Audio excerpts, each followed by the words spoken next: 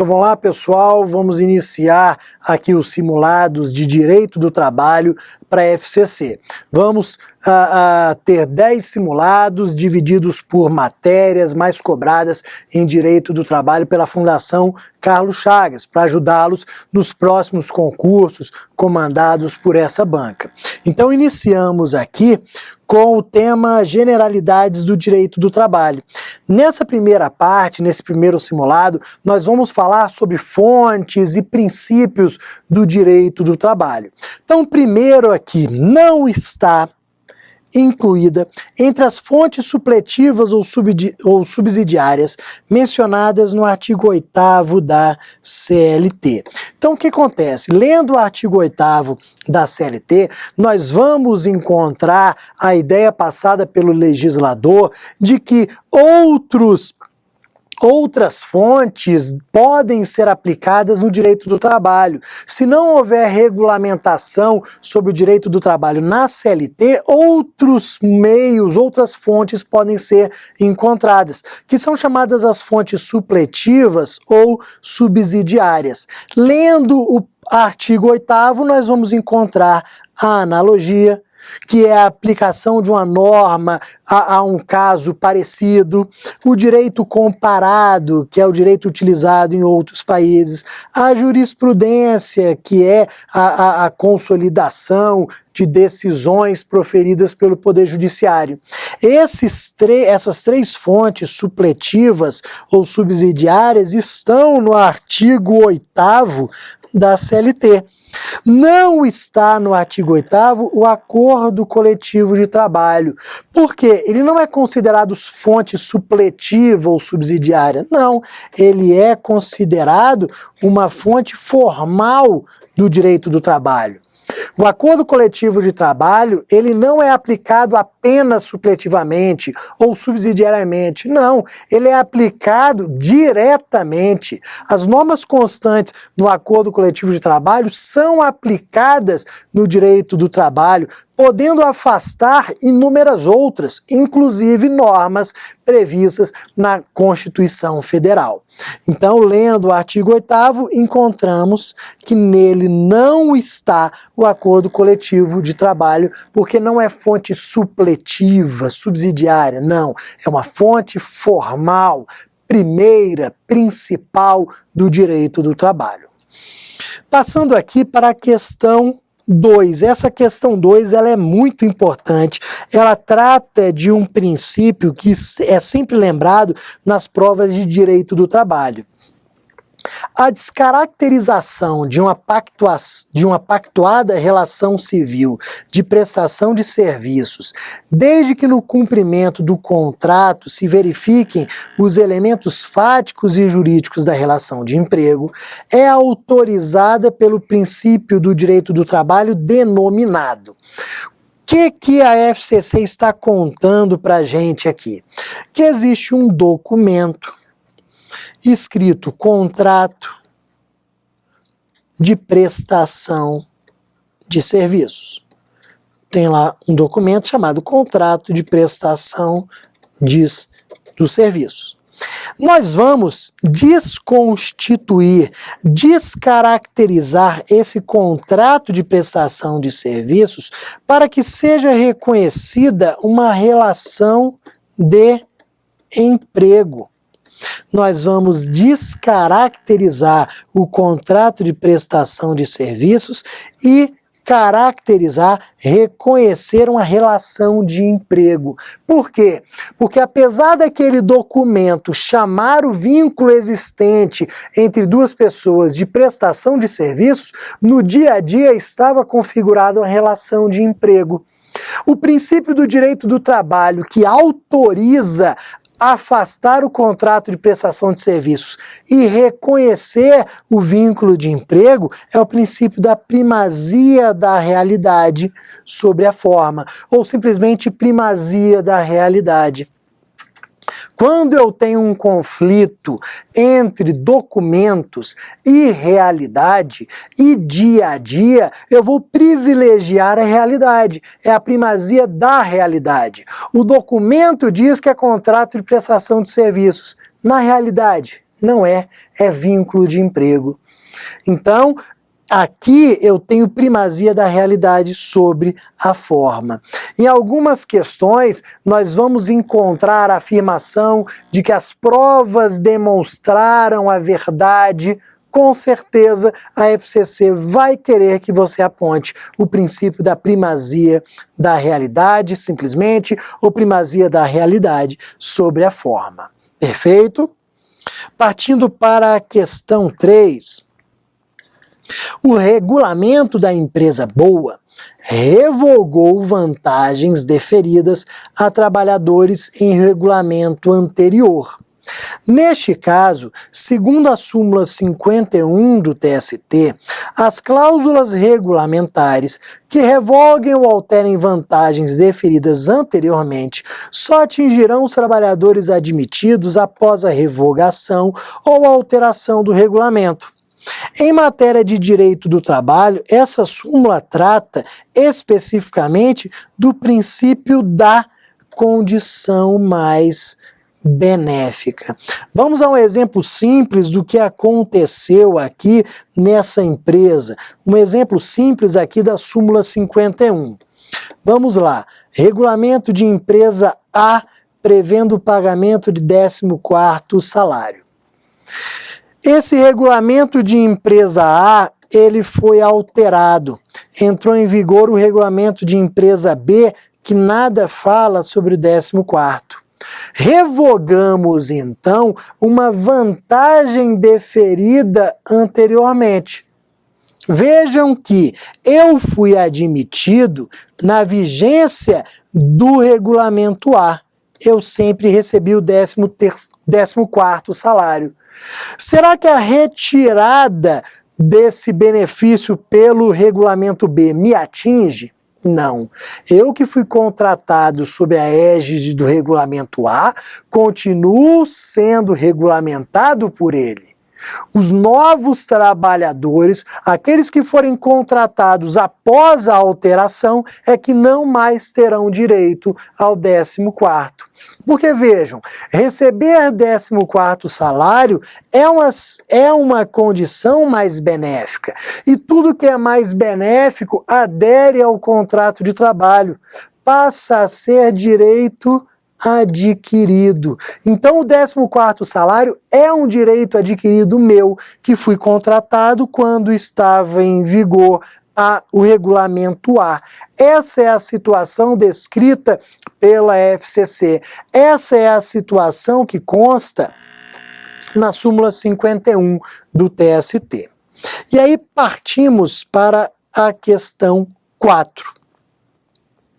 Questão 4 diz o seguinte: o princípio que possui como propósito tentar corrigir desigualdades, criando uma superioridade jurídica em favor do empregado, diante da sua condição de hipossuficiente, é especificamente o princípio da... Vamos lá.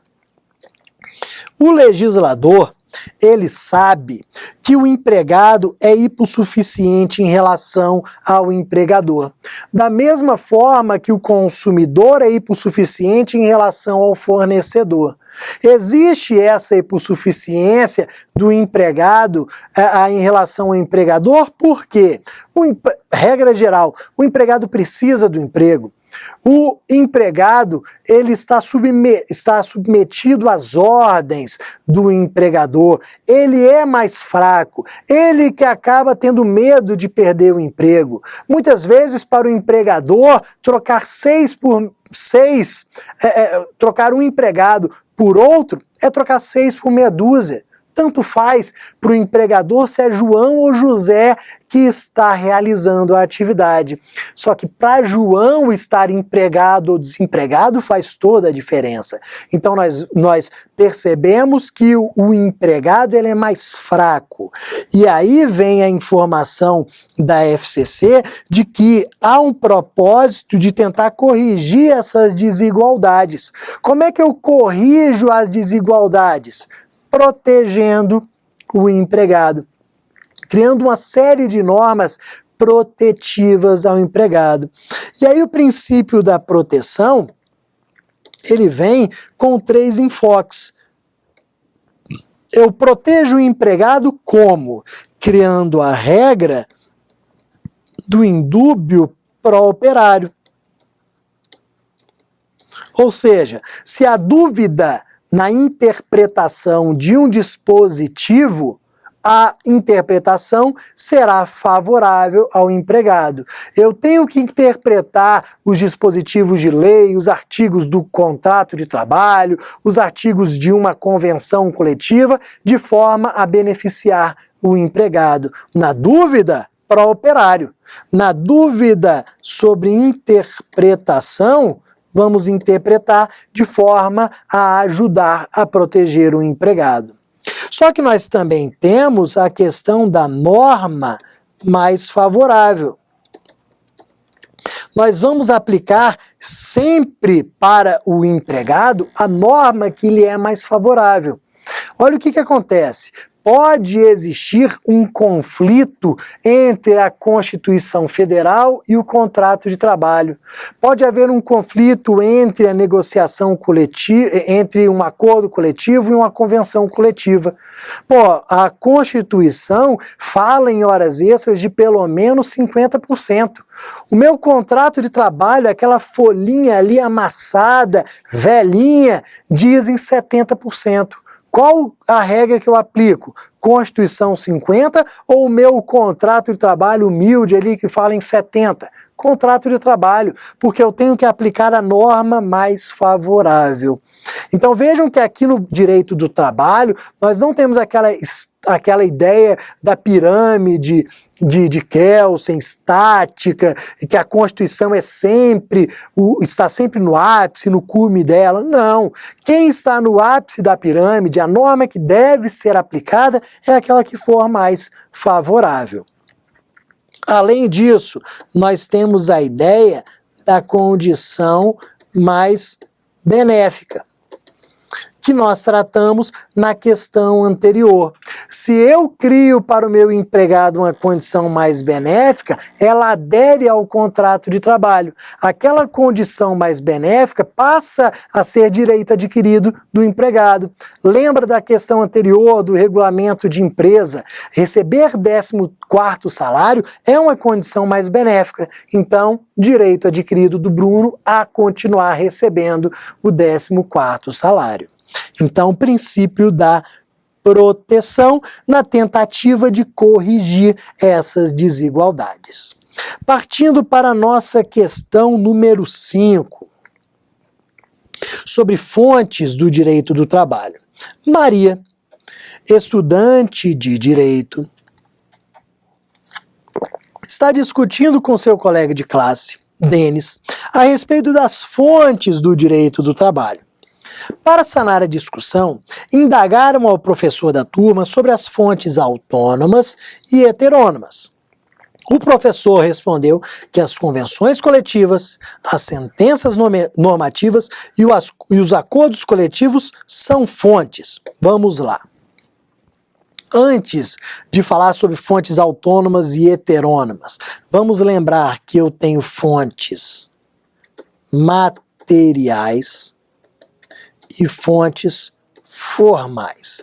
Essas últimas se dividem em autônomas e heterônomas. O que são as fontes materiais? Fontes materiais nós podemos colocar como fatos sociais. Que fatos sociais? Fatos sociais que geram no legislador a ideia de criação da norma de direito do trabalho. Uma manifestação, por exemplo, em prol da regulamentação da gorjeta. Pode ser que o legislador, vendo a preocupação daquela categoria, vendo aquela manifestação, regulamente a matéria. Aquela manifestação, aquela greve, aquela passeata, eu posso chamar de fonte material. Só que as fontes, elas também são formais. E as formais, agora sim, elas se dividem em autônomas e heterônomas.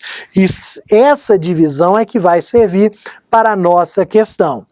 Vejam, As fontes autônomas, elas são criadas pelos próprios sujeitos da relação de emprego, ou seja, empregado e empregador, ou representantes dos empregados e representantes dos empregadores. Mas elas são autônomas porque criadas pelos próprios sujeitos da relação de emprego.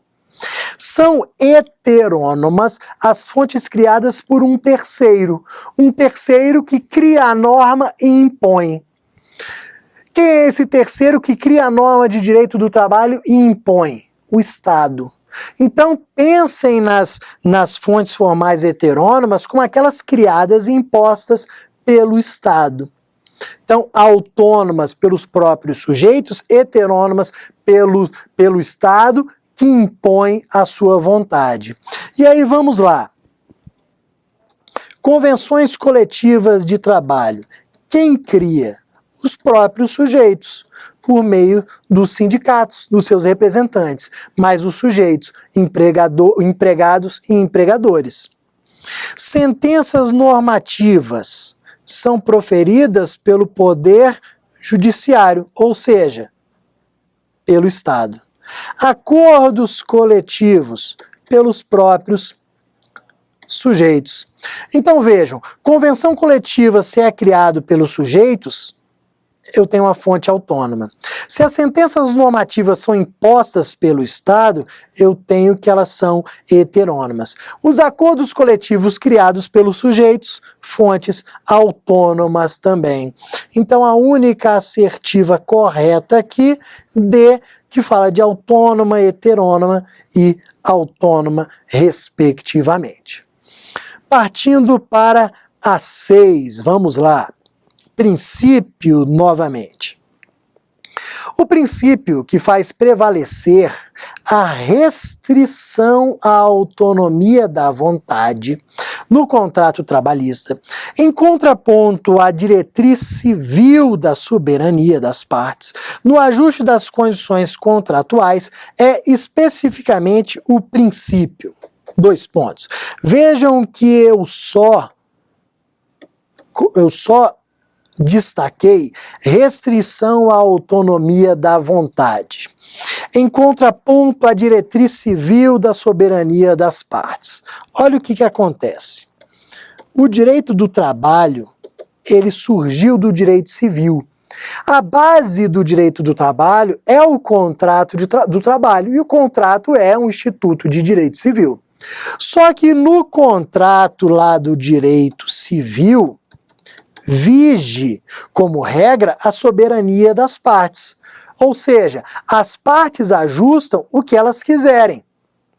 Então, no direito civil, eu tenho liberdade das partes. As partes, elas podem dispor o que quiserem. Claro, desde que não haja ferimento a normas de ordem pública, mas eu tenho essa liberdade. No contrato do direito do trabalho, eu não tenho essa liberdade toda. Essa liberdade, ela é restrita. Vamos colocar aqui, ó, liberdade restrita. Existe, voltem aqui, restrição à autonomia da vontade. Por quê? Porque o direito do trabalho, ele é recheado de normas obrigatórias, de normas que não podem ser alteradas pela vontade das partes.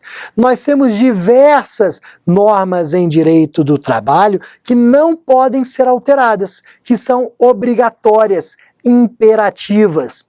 Ninguém pode colocar num contrato de trabalho que o empregado receberá menos que um salário mínimo. Ah, peraí, mas o empregado assinou, ele disse que queria, aceitava receber menos que um salário mínimo. Não, não pode. Ah, mas o empregado disse que ele renunciava ao aviso prévio. Não, não pode. São normas obrigatórias, imperativas, cogentes. Então vejam que no direito do trabalho, essa restrição à autonomia decorre do princípio da imperatividade das normas trabalhistas. As normas são imperativas, ou seja, são cogentes, são obrigatórias. obrigatórias. Muitas vezes as partes não podem dispor dos direitos, não podem flexibilizar direitos trabalhistas. Perfeito? E aí, partindo agora para a nossa questão 7, fontes, novamente. No que atine às fontes do direito do trabalho. Olha o que acontece. Fonte material, vocês vão lembrar de quê? Fatos sociais. Fonte formal autônoma, vocês vão lembrar que elas são criadas pelos próprios sujeitos. As heterônomas, vocês vão lembrar do Estado que as cria e impõe. Então vejam, será que lei ordinária é fonte material? Não, lei ordinária não é um fato social, lei ordinária é uma fonte formal. Então, essa está errada. Sentença normativa é fonte formal autônoma? Não, sentença normativa é imposta pelo Estado, então é heterônoma. Convenção coletiva de trabalho é fonte formal heterônoma? Não, a convenção coletiva é criada pelos sujeitos, então ela é autônoma. O acordo coletivo é fonte autônoma? Aí sim, o acordo coletivo é criado pelos sujeitos da relação de emprego. Se é criada pelos sujeitos da relação de emprego, é autônoma. Decreto executivo é fonte formal autônoma? Não, é imposto pelo Estado, então é heterônoma. Então vejam que facilmente, lembrando só do conceito de fonte material, fonte formal autônoma e heterônoma, nós facilmente respondemos à questão da Fundação Carlos Chagas. Partindo agora para a questão 8. Novamente, princípios. Estamos aqui mesclando fontes com princípios. Acerca dos princípios que informam o direito do trabalho, pode-se afirmar que, olha o que está dizendo aqui, é lícita a redução dos salários dos empregados da empresa, desde que disposta em convenção ou acordo coletivo. Isso está correto? Perfeito. Vejam que eu tenho uma regra em direito do trabalho que é a irredutibilidade dos salários. Não posso reduzir salário, mas a própria Constituição Federal traz uma exceção, salvo negociação coletiva, ou seja, salvo convenção coletiva de trabalho ou acordo coletivo. Nessa hipótese, eu tenho a possibilidade de redução. Então, é lícita a redução se disposta em convenção ou acordo coletivo? Perfeito, de acordo com o artigo 7º da nossa Constituição Federal. As outras situações, vocês vão ver que são absurdas. O empregador pode reduzir o salário desde que 75% concordem? Não. Tem que ter negociação coletiva. A irredutibilidade é um princípio absoluto? Não, porque existe essa exceção. O empregador pode livremente, em qualquer hipótese, reduzir o salário? Pô, piorou.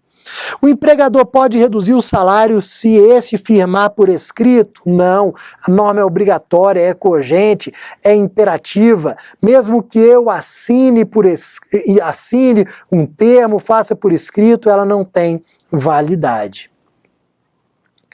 Partindo agora para a questão 9, é fonte formal do direito do trabalho. Fonte formal.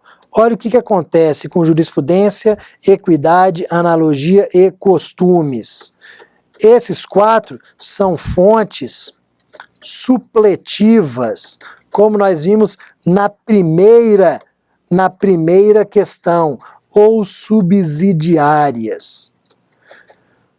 Jurisprudência, equidade, analogia e costumes são fontes supletivas, fontes subsidiárias, não são fontes formais. Fonte formal aqui é convenção coletiva de trabalho. E aí, para complementar, vocês já sabem que é uma fonte formal autônoma do direito do trabalho. Então vejam que ficou fácil. E aí, partindo para a nossa última questão desse primeiro simulado, nós temos um princípio. Vamos lá. O princípio que importa especificamente na garantia de preservação ao longo do contrato de cláusula contratual mais vantajosa ao trabalhador, que se reveste de caráter de direito adquirido, é o princípio da. Puxa na memória aí. Teve um princípio em outra questão que eu liguei ao termo direito adquirido. O 14º salário é um direito adquirido do Bruno. Vejam que eu estava falando do princípio da condição mais benéfica. E aqui surge ele novamente. O princípio da condição mais benéfica diz que tudo que for mais vantajoso para o empregado passa a ser direito adquirido. Só para a gente fechar, um exemplo bem simples. O empregador começou a fornecer cesta básica aos seus empregados por liberalidade. Não havia nenhuma convenção coletiva, acordo, nada impondo. Ele, porque quis, começou a fornecer a cesta básica. Fez isso por meses, anos. Um belo dia, ele percebe que aquilo está pesando no bolso.